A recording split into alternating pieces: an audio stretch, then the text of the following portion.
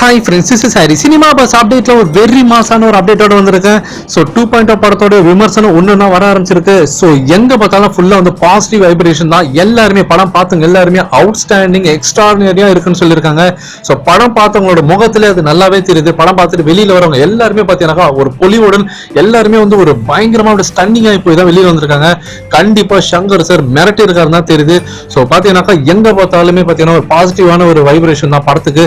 So யாரும் வந்து எந்த ஒரு நெகட்டிவ் ரிவ்யூஸ் வந்து தயவு செஞ்சு காதலே வாங்கிக்காதீங்க. இது இந்தியன் சினிமாவோட ஒரு பிரைட்.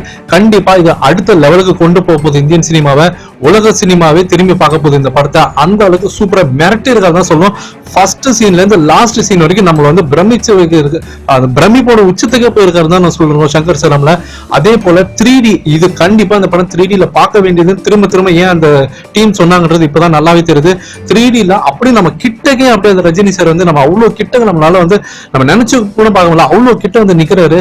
சோ அதே மாதிரி கேரக்டர் வைஸா பாத்தீங்கன்னா அக்ஷய்குமார் சார் கண்டிப்பா அவருக்கு வந்து ஒரு மிகப்பெரிய அவார்ட்ஸ் வந்து அவருக்கு வந்து குவிய போகுது இந்த வருஷம். அது மட்டும் நல்லா தெரியுது. மிரட்டி இருக்காரு மனுஷன். சோ முக்கியமா இந்த படத்தோட ஹைலைட் என்னன்னாக்கா செகண்ட் ஹாஃப் தான். செகண்ட் ஹாஃப் சான்ஸே இல்ல. ஃபுல் ஏதோ கிளைமேக்ஸே வந்து ஒரு செகண்ட் ஹாஃப் ஃபுல்லா எடுத்த மாதிரி இருந்தது. அவ்வளவு சூப்பரா எடுத்திருக்காரு. அவ்வளவு லென்த்தியா இருந்தாலுமே கூட நம்மள வந்து பிரமிக்க வைக்கிறதுல கொஞ்சம் கூட நம்ம வந்து ஒரு செகண்ட் கூட கண்ணு வந்து நம்ம மூட வைக்கவே இல்லை. அந்த அளவுக்கு பாத்தீங்கன்னாக்கா சூப்பரா கொண்டு போயிருக்காரு படத்தை.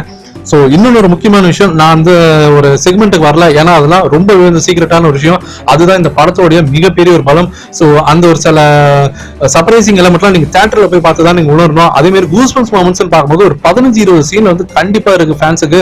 அதே மாதிரி அக்ஷய்குமார் சார் ஃபேன்ஸுக்கும் அவங்களுக்கு ஒரு கூஸ்பம்ஸ் மொமெண்ட்ஸ் வச்சிருக்காரு. அதே மாதிரி ஒரு மாசான எலிமெண்ட்லாம் பாத்தீங்கன்னா நம்ம இந்தியன் சினிமாவுக்கு இது ஒரு புதுமையான ஒரு விஷயம் தான் சொல்லுவேன் நான். ஹாலிவுட் லெவல்ல நம்ம எத்தனை தடவை பார்த்திருந்தாலும் நம்ம ஆக்டர் நம்ம டீம் வச்சு நம்ம இந்தியன் சினிமால இருக்கிற கேஸ்ட் அண்ட் க்ரூ வச்சு இப்படி ஒரு படத்தை வந்து தயாரிக்க முடியும்னாக்கா கண்டிப்பா அந்த லைக்காவால மட்டும்தான் முடியுன்றதை மறுபடியும் அவங்க நிரூபிச்சிருக்காங்க.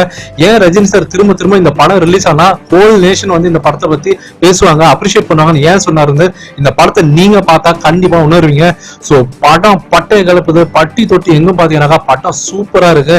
சோ சான்ஸே இல்ல. சோ ஃபேன்ஸ் இதை 3Dல பார்த்து என்ஜாய் பண்ணுங்க.